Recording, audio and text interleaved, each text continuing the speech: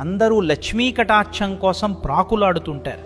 కానీ ఆ తల్లి ఇచ్చే ఐశ్వర్యం వెనుక ఉన్న అసలు రహస్యం మీకు తెలుసా?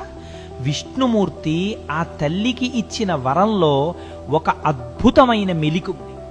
ఒకనాడు లక్ష్మీదేవి స్వామివారిని సేవించుకుంటూ, నేను కోరుకున్న వారికి ఎంతైనా ధనాన్ని ఇచ్చే అధికారం నాకు ప్రసాదించండి అని కోరింది.